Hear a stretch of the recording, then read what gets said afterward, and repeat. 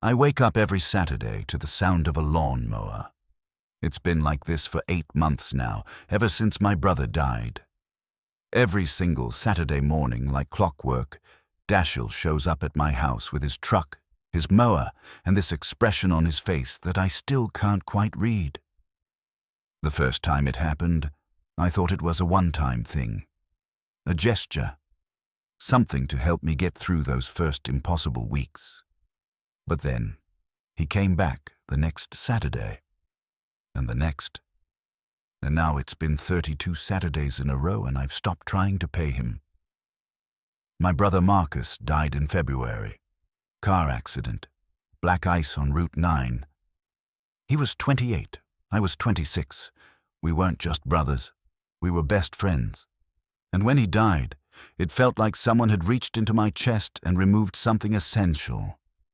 Not my heart exactly, but whatever holds your heart in place. For weeks, I couldn't function. Couldn't eat, couldn't sleep, couldn't do basic things like mow the lawn or take out the trash, or remember that life was supposed to continue somehow. Dashiell was Marcus's best friend since high school. They played basketball together, went to community college together, worked construction together. Where Marcus was loud and outgoing, Dashiell was quiet and steady. I'd known him for years, but always at a distance, always as Marcus's friend, not mine. At the funeral, he stood in the back.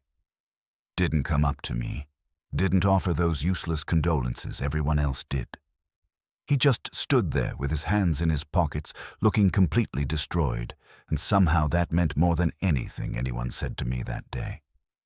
The first Saturday he showed up, I was still in bed at 10 in the morning. I heard the truck pull up, heard footsteps, and then the lawnmower started. I got up, confused, threw on clothes and went outside. There he was, pushing the mower across my front yard like he'd done it 1,000 times before. When he saw me, he just nodded. Didn't stop mowing. I stood there on the porch in my wrinkled t-shirt and sweatpants, feeling like I should say something but not knowing what. When he finished, he loaded the mower back into his truck. I walked over. "Dashiell, you didn't have to do that," I said. He wiped his forehead with the back of his hand. "Grass was getting long," he said. That was it. That was the whole conversation. He got in his truck and left. The next Saturday, same thing. I tried to stop him this time, met him at his truck. "Seriously, I can handle it," I said, which was a lie. I hadn't handled anything in weeks. He looked at me for a long moment, and I noticed for the first time that his eyes were this deep brown, almost black, and there were circles under them like he wasn't sleeping either. "I know you can," he said, "but I'm here anyway." By the 4th Saturday, I had coffee ready for him. He'd finish the lawn, and I'd bring out 2 mugs, and we'd sit on my porch steps and drink it without talking much. Sometimes he'd mention something about work, or I'd tell him about the estate stuff I was dealing with, Marcus's belongings, the endless paperwork that comes with death. Mostly we just sat there. It was the only hour of the week I felt remotely human. I started noticing things about him, the way he was careful with my mom's rose bushes when he edged the lawn, how he'd oil the mower blades in my driveway, taking his time, doing it right, the way his t-shirts fit across his shoulders. I'd catch myself watching him through the window while he worked, and I'd feel guilty about it, like I was betraying Marcus somehow. Dashiell was straight, as far as I knew. He'd had a girlfriend senior year, and I was grieving my brother. This wasn't the time to develop some stupid crush on his best friend, but it kept happening anyway. These small moments where I'd become hyper-aware of him, like when he'd reach past me to grab his coffee mug and I'd catch the smell of his soap and cut grass and something else, something just him, or when we'd both reach for the same tool in the garage and our hands would touch and he wouldn't pull away immediately. Little things that probably meant nothing but felt like everything. One Saturday in May, it started raining halfway through the mowing. Not a drizzle, a downpour. I ran out and yelled at him to come inside. He was already soaked. We stood in my kitchen, both of us dripping on the floor, and I grabbed towels. When I handed him one, our fingers touched, and this time neither of us moved. We just stood there, water pooling around our feet, looking at each other. My heart was doing this painful hammering thing in my chest. "I should finish the bag," he said, but he didn't move. "It's pouring," I said. "Yeah." We kept standing there. I could see his chest rising and falling, could see a water droplet slide down his neck and disappear under his collar. I wanted to reach out and touch him so badly it physically hurt. Instead, I took a step back. "Let me get you some dry clothes," I said. I gave him one of Marcus's shirts. It was too small on him, tight across the shoulders, and watching him wear my dead brother's clothing while standing in my kitchen should have felt wrong, but instead felt like some kind of answer to a question I hadn't known how to ask. He helped me make lunch. We moved around each other in the small space, and every accidental touch felt deliberate. His hand on my lower back when he reached past me for a plate. My arm brushing his when we both went for the fridge. This dance we were doing without acknowledging we were dancing. After lunch, we sat on the couch. The rain kept falling. We put on a basketball game neither of us cared about. I was intensely aware of the 6 inches of space between us, the way he had his arms stretched along the back of the couch, not touching me but close enough that I could feel the warmth of it. I kept thinking about how easy it would be to just lean over, to close that gap, to see what would happen. But I couldn't. Wouldn't. This was Dashiell, Marcus's best friend. Straight, here out of obligation and grief, not because he wanted anything from me. "Can I ask you something?" I said during a commercial. "Sure." "Why do you keep coming here? Every Saturday.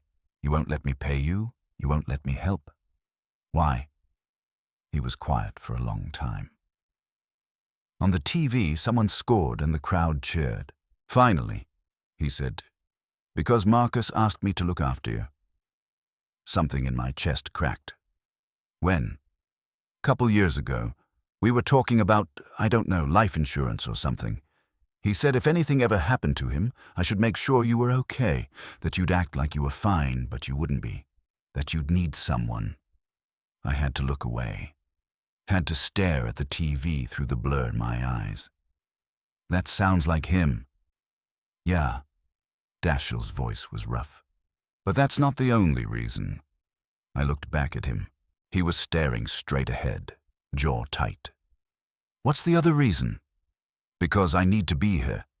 Because coming here, doing this, it's the only thing that makes sense anymore. Everything else feels wrong, but this, being here with you, it feels right." My heart was racing. "Dashiell, I know what you're going to say, that I'm just grieving, that I'm confused, that this is just about Marcus. And maybe you're right. Maybe I don't know what I'm feeling, but I know that every Saturday I count down the hours until I can see you. I know that when I'm here, the world feels less impossible. I know that I think about you constantly, and I don't know what to do with that." I couldn't breathe, couldn't think. "I think about you too," I whispered. He turned to look at me then, really look at me, and the expression on his face was so raw it hurt. I've never felt this way about a guy before. I don't know what I'm doing. I don't know if this is okay or if I'm messing everything up. "It's okay," I said, and I meant it. "I don't know what I'm doing either." "I loved him," Dashiell said. "Marcus. He was my best friend. And I feel like being here with you, feeling what I feel. It's somehow betraying him. He told you to look after me. Not like this. Maybe exactly like this." I shifted closer, closing some of that gap between us. Maybe he knew. Maybe he saw something neither of us could see. Dashiell reached out slowly, giving me time to pull away, and touched my face. His hand was rough, calloused from work, and it trembled slightly. "I don't want to hurt you," he said. "Then don't." He kissed me. It was gentle and uncertain and perfect. His hand slid into my hair, and I grabbed his shirt, the one that had been Marcus's, and pulled him closer. We broke apart after a moment, both breathing hard. He pressed his forehead against mine. "I'm terrified," he admitted. Me too. I've never done this before. Been with a guy. I don't know how to... We'll figure it out, I said. Together. We spent the rest of that afternoon on the couch, talking. Really talking, for the first time. He told me about growing up knowing he was different, but not having words for it. About girlfriends who never felt quite right. About noticing guys, but pushing it down, ignoring it. About how after Marcus died, something in him broke open, and he couldn't ignore anything anymore. Couldn't pretend. Couldn't hide from what he felt. I told him about coming out in college, about Marcus being the first person I told, about how he just hugged me and said he already knew, about how losing Marcus felt like losing the one person who truly understood me, about how lonely I'd been, how the grief had isolated me from everyone except somehow Dashiell. I was so jealous of you, Dashiell said at one point. Of me? Why? Because you were so comfortable with who you are. You never seemed to struggle with it, and Marcus loved you exactly as you were. I watched that, watched how easy it was between you two, and I wanted that, wanted to be that honest. It wasn't always easy, I said. But Marcus made it easier. He had this way of making you feel like whoever you were was exactly who you should be. Yeah, Dashiell said softly. He did. The rain stopped eventually. Dashiell should have left, should have finished the lawn and gone home, but he stayed. We ordered pizza, watched another game, sat close enough that our shoulders touched. Every small contact felt monumental, his hand finding mine, his thumb tracing circles on my palm, the way he looked at me when he thought I wasn't paying attention. When it got dark, he finally stood up. I should go. I walked him to the door, not wanting him to leave, but not knowing how to ask him to stay. At the door, he turned back. Can I come back next Saturday? He asked. I smiled. You better. He kissed me again, longer this time, more confident. When he pulled away, he was smiling too. I'll finish the lawn then. I don't care about the lawn. I know, but I'm still going to mow it. After he left, I sat on the porch in the dark. For the first time since Marcus died, I felt something other than grief. Hope, maybe, or possibility. The world still hurt. Still felt wrong without my brother in it. But it also felt like maybe, just maybe, there was a path forward. And Dashiell was on it. The next Saturday, he showed up early, mowed the lawn, drank coffee with me on the porch, and then asked if I wanted to get dinner. We went to this little Italian place downtown, sat across from each other in a booth, held hands on top of the table where anyone could see. It felt like flying and falling at the same time. Is this a date? I asked. He grinned. Yeah, I think it is. Have you ever been on a date with a guy before? Nope. How am I doing? Pretty good so far. We took it slow. Weeks of Saturday mornings that turned into Saturday afternoons and evenings. Careful kisses. Long conversations. Learning each other. He told me about his family. His mom, who he was terrified to tell. His dad, who'd never understand. I told him about my fears too. About losing someone else I cared about whether this was real or just grief binding us together. It's real, he said one night, lying next to me on the couch. What I feel for you, it's real. I've never been more sure of anything. How do you know? Because when I'm with you, I feel like myself for the first time in my life. Not the version of me I thought I should be. Just me, and that's because of you. I kissed him then, deep and slow, and let myself believe it. Let myself believe that something good could come from something so terrible, that love could grow in the space grief had carved out, that Marcus's last gift to me might be this man who showed up every Saturday and refused to leave. 3 months later, Dashiell moved in. We packed up Marcus's things together, crying and laughing and remembering. We kept his basketball trophies, his favorite jacket, photos. The rest we donated.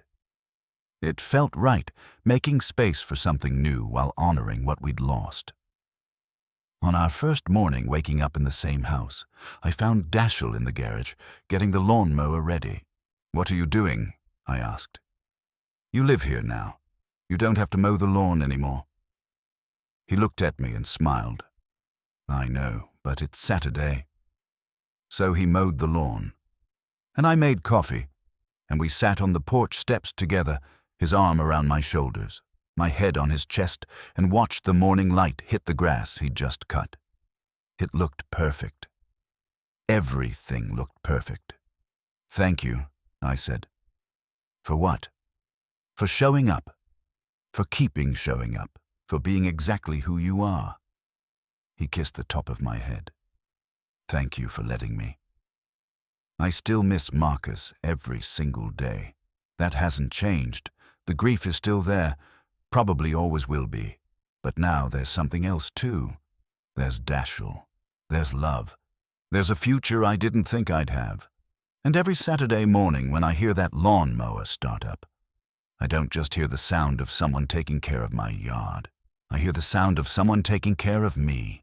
Someone choosing me every single week without fail. My brother's best friend who became my person, who taught me that sometimes the most unexpected love is exactly the love you need.